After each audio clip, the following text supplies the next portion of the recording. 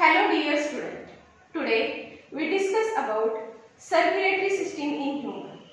विद्यार्थी मित्रांनो, पुढे जाण्याआधी जर तुम्हाला माझे व्हिडिओ आवडत असतील तर माझ्या व्हिडिओला सबस्क्राइब करा, लाईक करा, शेअर करा, कमेंट करा. तुम्हाला माझे व्हिडिओ कसे वाटत आहेत त्याबद्दल कमेंट करा. माझ्या चॅनलचे नाव आहे माऊली bio classes.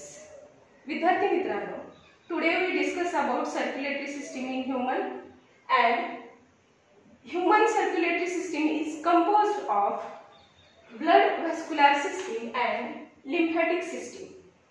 Human circulatory system is composed of blood vascular system and lymphatic system. म्हणजेच human circulatory system ही दोन सिस्टीम याच्यामध्ये प्रेझेंट आहे. That means blood vascular system आणि दुसरी आहे lymphatic system. Today we discuss about blood vascular system. आज आपण कशाविषयी विचार करणार आहोत तर ब्लड व्हॅस्क्युलर सिस्टीम विषयी विचार करणार आहोत. First, blood vascular system. In blood vascular system there are three component are present. First blood, second heart and the third is blood vessel. Blood vascular system मध्ये तीन महत्त्वाच्या गोष्टी प्रेझेंट आहेत. In the blood vascular system there are three component which are present and that first blood, second heart, third blood vessels. म्हणजे blood vascular system मध्ये तीन महत्त्वाच्या गोष्टी येतात. त्याच्यामध्ये पहिली आहे ब्लड, दुसरी आहे हार्ट आणि तिसरी आहे blood vessels. And what is the function of the blood vascular system. म्हणजे आपल्या शरीरामध्ये, ह्युमन बीइंगच्या शरीरामध्ये जी ब्लड व्हॅस्क्युलर सिस्टीम आहे किंवा जे ब्लड सर्क्युलेट होते त्याचं काय फंक्शन आहे. तर फर्स्ट फंक्शन आहे ट्रान्सपोर्ट करण्याचं. As we all know that is blood is the transporting material in our body, in human being body.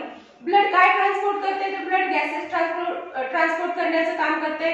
म्हणजे लंग्स कडून ऑक्सिजन घेणे, ते बॉडीच्या टिश्यू पर्यंत, सेल पर्यंत, ऑर्गन पर्यंत पोहोचवणे आणि ऑर्गन कडून कार्बन डायऑक्साइड घेणे, सेल कडून कार्बन डायऑक्साइड घेणे आणि ते लंग्स पर्यंत पोहोचवणे, हे ट्रान्सपोर्टेशन आहे. त्याच्यानंतर ब्लड व्हॅस्क्युलर सिस्टीम मध्ये न्यूट्रिशन ट्रान्सपोर्टेशनचं काम आहे.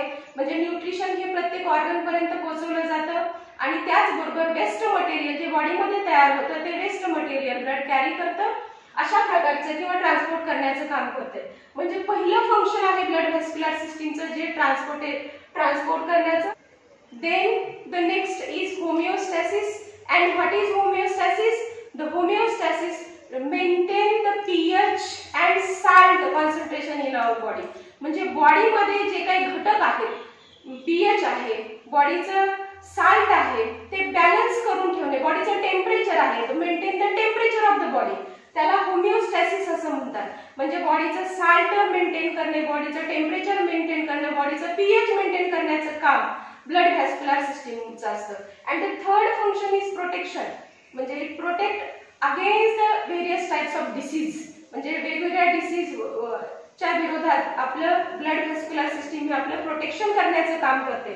That means the function of the blood vascular system is first transport, second homeostasis and third is protection.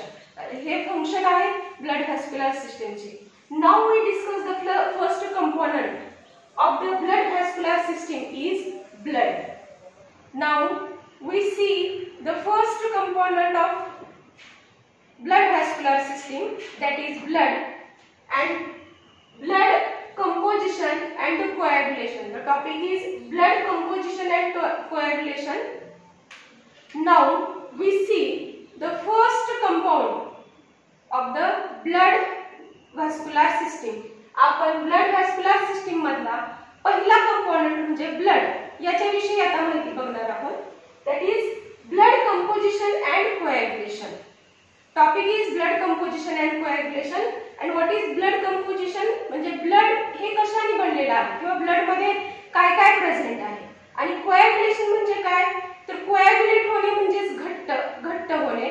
घट्ट होणे म्हणजेच कसं, ज्यावेळेस आपल्याला खरचटतं, लागतं त्यावेळेस आपल्या त्या जखमेमधून ब्लड येतं आणि थोड्या वेळाने कालांतराने ब्लड गेल्यानंतर तिथं खपली धरल्यासारखं होतं किंवा तिथलं ब्लड असं गुठळीसारखं, गाठीसारखं तिथं स्ट्रक्चर तयार होतं. That concept that is called as coagulation. त्याच्याविषयी पण आपण बघणार आहोत. म्हणजेच ब्लड कंपोजिशन किंवा पहिलं काय दिलेलं आहे, study of blood is called as haematology.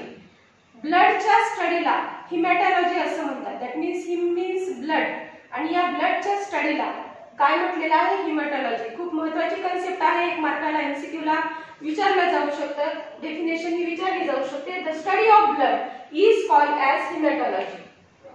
As adult has an average adult has about 4 to 6 liters of blood is present. जर आपण अडल्टचा विचार केला तर अडल्ट मध्ये एकूण किती ब्लड प्रेझेंट असतं? तर 4 to 6 लिटर, 4 ते 6 च्या मध्ये एवढं ब्लड प्रेझेंट असतं. Approximately we say the 5 liters blood which is present in adult. Adult मध्ये अप्रॉक्सिमेटली 5 लिटर म्हणजे 5 लिटरच्या आसपास एवढं ब्लड प्रेझेंट असतं. तर adult has about 4 to 6 liter blood is present and it is red in color. It is red in color fluid connective tissue. म्हणजे blood हे कसलं असतं? तर रेड कलरचं असतं. तुम्ही स्क्रीनवर पण बघू शकता. ब्लड आपल्याला सगळ्यांनाच माहिती आहे ब्लड हे कसल्या कलरचं आहे? तर रेड कलरचं. पण हे आपल्याला माहिती आहे का की ब्लडचा रेड कलर आहे, परंतु ते कशामुळे रेड कलरचं आहे?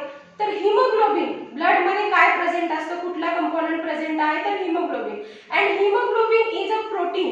हा एक प्रोटीन आहे which is red in colour, आणि ते आयरनचं बनलेलं आहे आणि विच कॅरी द ऑक्सिजन, आणि त्याच्यामुळे त्याला रेड कलर प्राप्त झालेला असतो. आणि म्हणून ब्लड जे आहे ते हिमोग्लोबिनचं बनलेलं आहे. Haemoglobin is made up of the 4 iron component which carry the oxygen, and that's why blood is red in colour. त्याच्यामुळे ते ब्लड जे आहे ते रेड कलरचं बनलेलं आहे. आणि ते फ्लुइड कनेक्टिव्ह टिश्यू आहे. ब्लड हे काय आहे? तर कशाचा प्रकार आहे? तर फ्लुइड कनेक्टिव्ह टिश्यूचा. कारण ब्लड कनेक्टिव्ह टिश्यू हा पूर्ण बॉडीमध्ये, तसं ब्लड सुद्धा पूर्ण बॉडीमध्ये सर्क्युलेट होते. म्हणजे ब्लडचा जर आपण सर्क्युलेशनचा एकंदरीत ग्राफ जर पाहिला तर आपल्या बॉडीमध्ये प्रत्येक पार्ट पर्यंत हे ब्लड गेलेलं आहे. आणि म्हणून त्याला हे कशाने बनलेलं आहे? तर फ्लुइड कनेक्टिव्ह टिश्यूचं ते बनलेलं आहे. It is derived from embryonic mesoderm. आपण दुसऱ्या चॅप्टर मध्ये बघितलेलं आहे की आपले जी सुरुवात आहे झायगॉटच्या नंतर ज्या सेल डिवाइड होतात, आणि सेल डिवाइडच्या नंतर म्हणजे एम्ब्रियो ही सुरुवातीला 3 लेयरचं असतं. एंडोडर्म, मेसोडर्म आणि एक्टोडर्म. म्हणजे सगळ्यात आतला जो लेयर आहे तो एंडोडर्म. तुम्ही स्क्रीनवर पण बघू शकता. मेसोडर्म, एंडोडर्म आणि एक्टोडर्म ह्या तिन्ही लेयर तुम्हाला दिसत आहेत. आणि ह्या तिन्ही लेयर काय करतात? बॉडीचे सगळे ऑर्गन तयार करण्याचं काम करतात. आणि त्यातलं म्हणजे ब्लड जे आहे ते कुठल्या लेयर पासून तयार झालेलं आहे? तर मेसोडर्म पासून तयार झालेलं आहे. त्याच्यानंतर it is slightly alkaline. Blood हे कसं आहे? तर स्लाइटली अल्कलाइन आहे, जे अल्कलाइन इन नेचर आहे. आणि त्याचा पीएच किती दिलेला आहे किंवा पीएच किती असतो? तर 7.4 हा ब्लडचा पीएच असतो. हे पण एमसीक्यूचं क्वेश्चन आहे, तुम्ही याला लक्षात ठेवायला पाहिजे. हे blood is slightly alkaline and that pH is 7.4. Salty असतं. ज्यावेळेस आपल्याला कधी कधी लागतं आणि आपलं जिभेपर्यंत किंवा आपल्या पोटापर्यंत ब्लड येतं त्यावेळेस आपण प्रत्येकाने कुणी ना कधी ब्लडची टेस्ट ही थोडक्यात आपण केलेली आहे. साल्टी, थोडंसं खारट असल्यासारखं ते चवीला असतं. आणि विस्कस फ्लुइड म्हटलेलं आहे. विस्कस म्हणजे स्टिकी सबस्टन्स, चिकट अशा प्रकारचं हे असतं. Blood it is slightly alkaline, salty and viscous fluid and it is heavier than water. वॉटरपेक्षा अगदी बरोबरच ते काय असतं? वॉटरपेक्षा, कारण याच्यामध्ये वेगवेगळे कंपोनेंट प्रेझेंट असतात.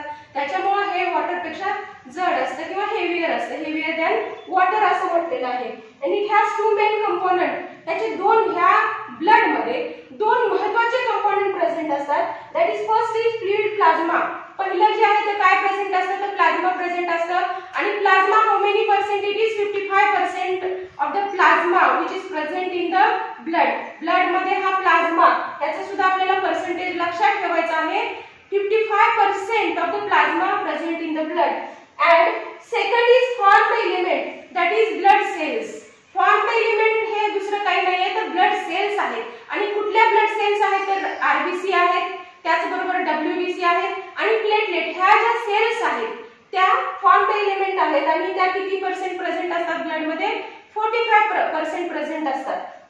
These can be separated by centrifugation. म्हणजे ब्लड मधले जे वेगवेगळे कंपोनेंट आहेत, म्हणजे प्लेटलेट आपण चेक करतो कधी आपल्याला जर आपण आजारी असलो तर डॉक्टरकडे गेल्यानंतर डॉक्टर आपलं ब्लड चेक करतो आणि तो सांगतो की एवढ्या प्लेटलेट आहेत किंवा एवढे आरबीसी प्रेझेंट आहेत. जर आरबीसीचं काउंट कमी आलेलं असेल किंवा आरबीसीचं काउंट जास्त आलेलं असेल तर हे आपल्याला सांगितलं जातं.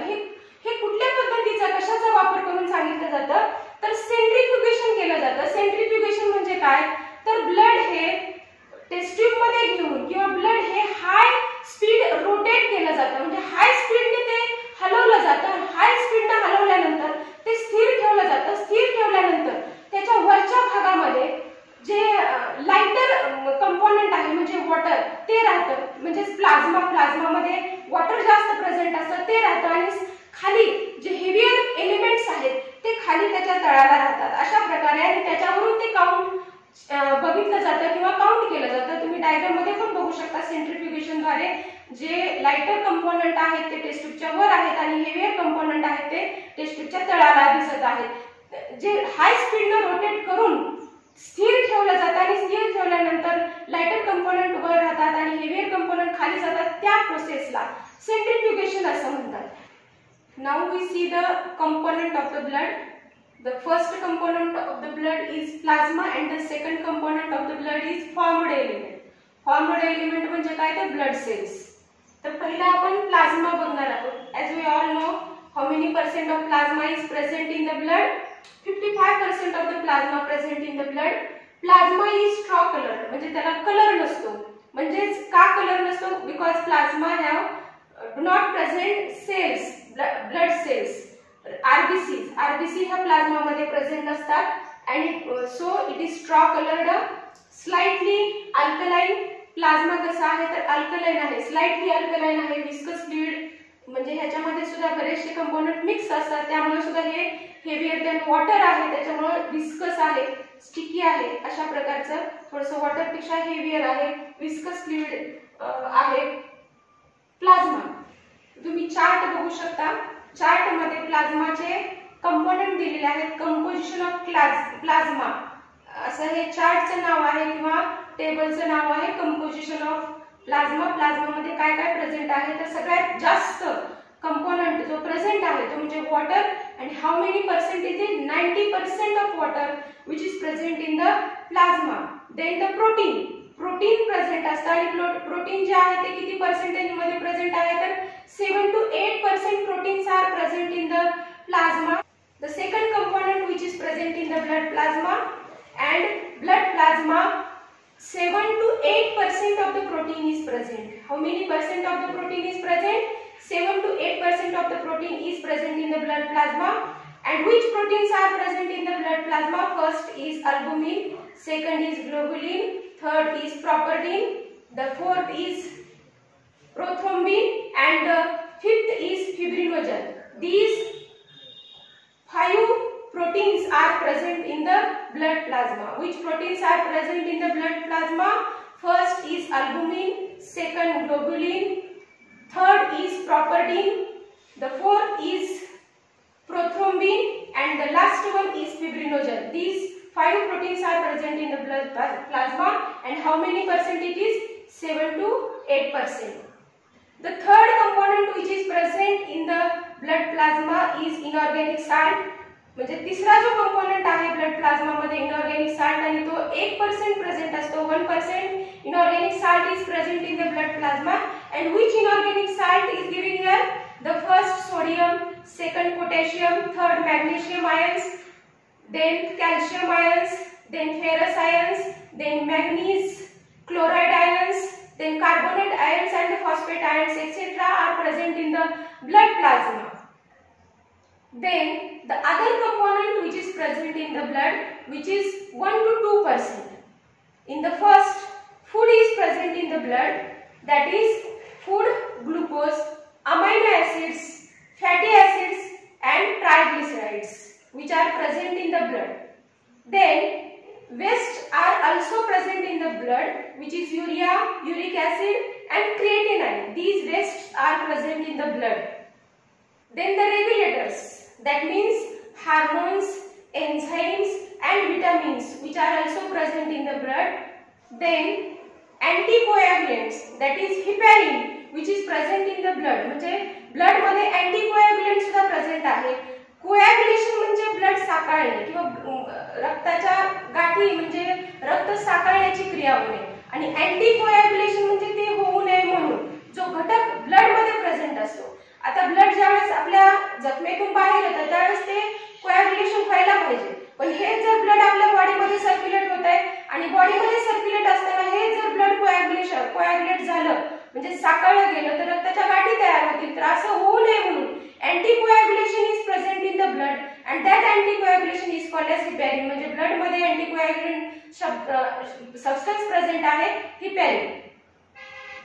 Then cholesterol and antibodies are also present in the blood and dissolved gases, that is oxygen and carbon dioxide and nitrogen, which is present in the blood.